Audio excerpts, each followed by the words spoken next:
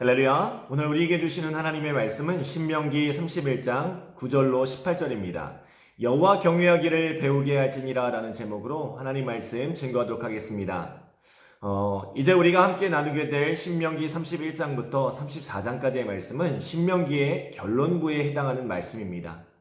우리가 잘 알고 있는 것처럼 40년 동안 이스라엘의 광야를 이끌었던 지도자 모세의 사명은 여기까지였습니다. 그는 이스라엘을 이끌고 드디어 약속의 땅 가나안에 이르게 되었지만 가나안 땅을 밟지 못하고 여기서 생을 마감하게 됩니다.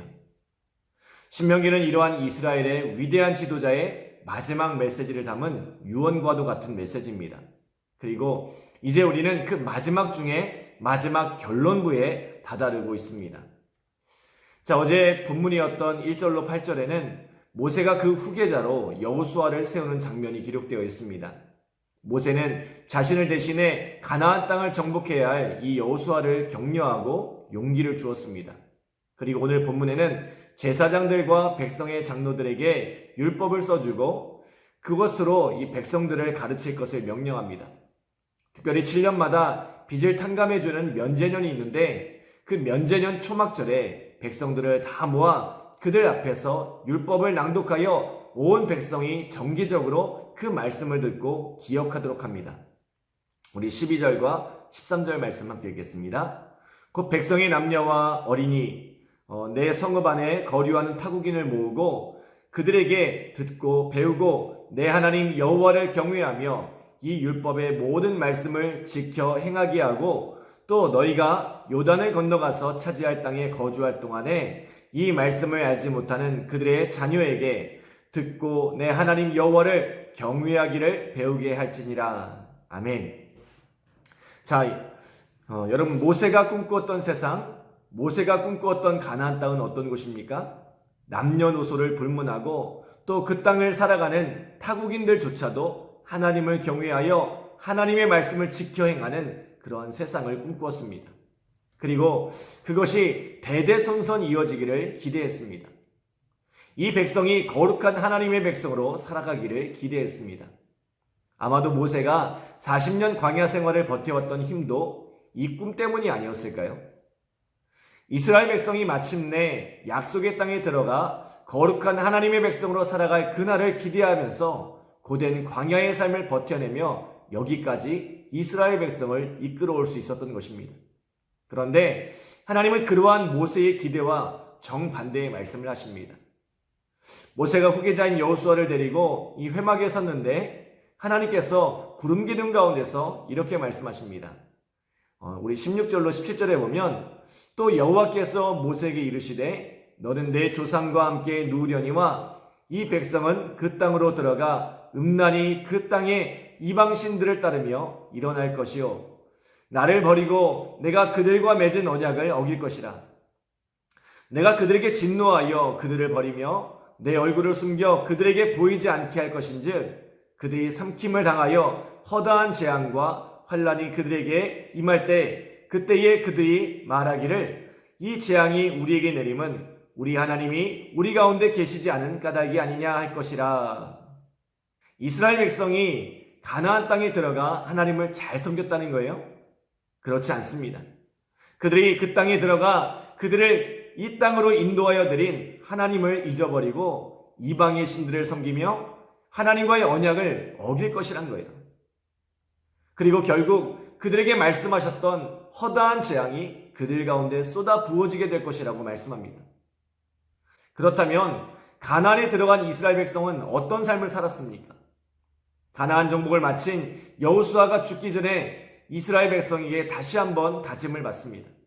너희가 여호와를 섬기든지 아모리 족속의 신들을 섬기든지 너희가 택하라고 할 때 우리가 결단코 여호와를 버리지 않고 이 다른 신들을 섬기지 않을 것이라고 다짐합니다.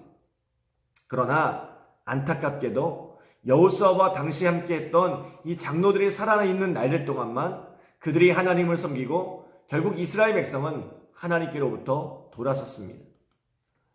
사사기에 보면 계속해서 반복되는 고리가 있습니다. 이스라엘이 범죄하면 하나님께서 이방 민족을 통해 징계하시고 또 그들이 회개하면 사사를 세워 구원하시는 패턴이 계속해서 반복됩니다.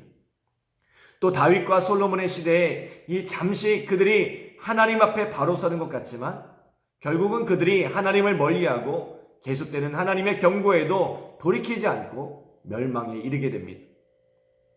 우리가 앞서 보았던 것처럼 하나님께서 그렇게 무서운 심판과 저주의 말씀을 남기셨고 또 모세라는 위대한 지도자를 통해 그렇게 다짐하고 또 다짐했음에도 불구하고 이스라엘 백성은 하나님을 버리고 율법을 버리더란 것입니다.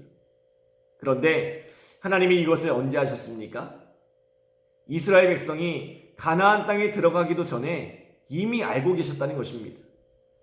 이 백성이 가나안까지 인도하신 하나님을 잊어버리고 헛된 신을 경배하며 하나님의 율법을 버릴 것을 그들이 가나안에 들어가기도 전에 이미 알고 계시더라는 것입니다. 여러분, 하나님께서 40년 광야를 이끌어 가나안으로 인도하고 보니 이들이 목이 곧은 백성이라는 것을 뒤늦게 깨달은 것일까요? 아니요. 하나님은 애굽에서 그들을 인도하여 내실 때부터 그들이 어떠한 민족이라는 것을 충분히 알고 계셨습니다.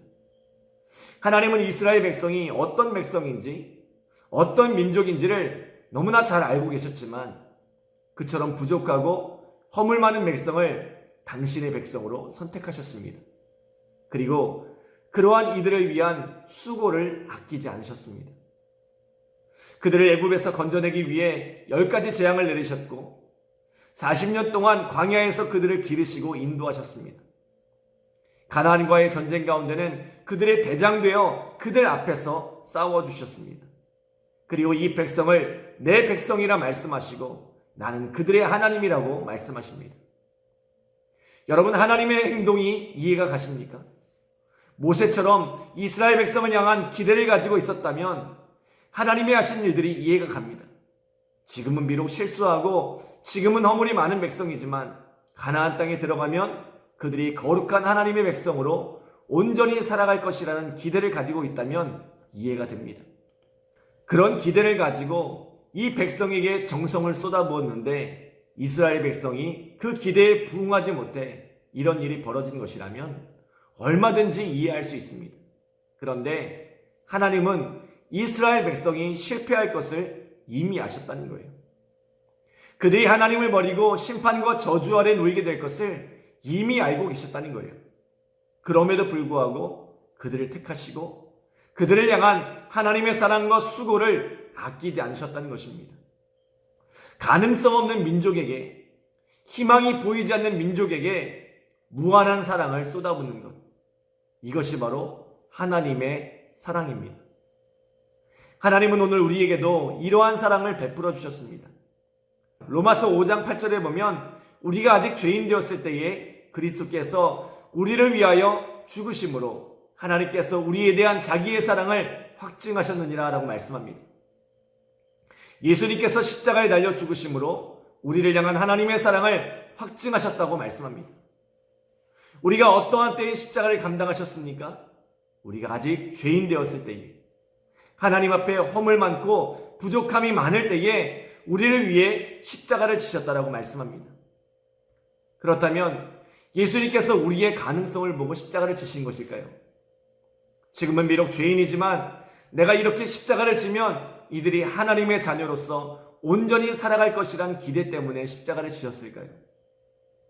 여러분, 우리가 예수를 믿고 그래도 세상 사람보다 선하게 살아간다고 자부할지는 모르겠지만 하나님의 기대를 채울 만큼 우리는 거룩하지 못합니다.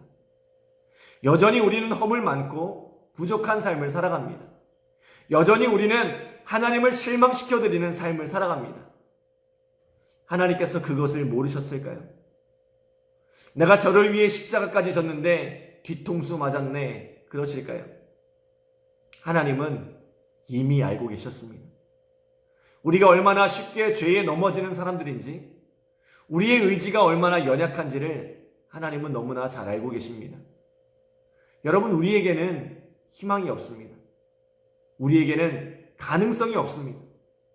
하나님도 이것을 너무나 잘 알고 계세요. 그럼에도 불구하고 이러한 가능성 없는 우리를 하나님께서 사랑하신다는 것입니다.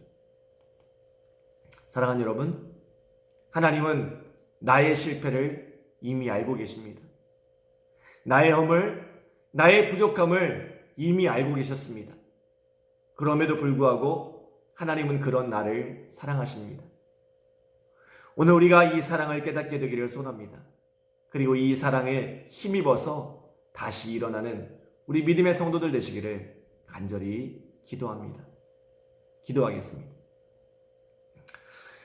하나님 감사합니다. 부족하고 허물 많은 우리들을 사랑하여 주시고 또 계속해서 반복하여 하나님 앞에 실수하고 넘어질 우리들의 모습을 알고 계심에도 불구하고 그런 우리들을 사랑해 주심에 감사드립니다. 하나님, 이 사랑을 힘입어 살아가기를 소원합니다. 비록 실수하고 넘어지지만 오늘 그 주님의 사랑을 힘입어 다시 일어서게 하시고 다시 일어나 믿음의 길 걸어가는 우리의 삶이 되어질 수 있도록 주여 축복하여 주옵소서. 하나님, 코로나로 인하여 참 힘들고 어려운 시간을 보내고 있지만 이 어려움의 때에 주님을 의지하게 하시고 주님을 힘입어 다시 승리하는 우리 믿음의 성도들 되어질 수 있도록 주여 축복하여 주시옵소서. 감사드리며 예수님의 이름으로 기도드립니다. 아멘.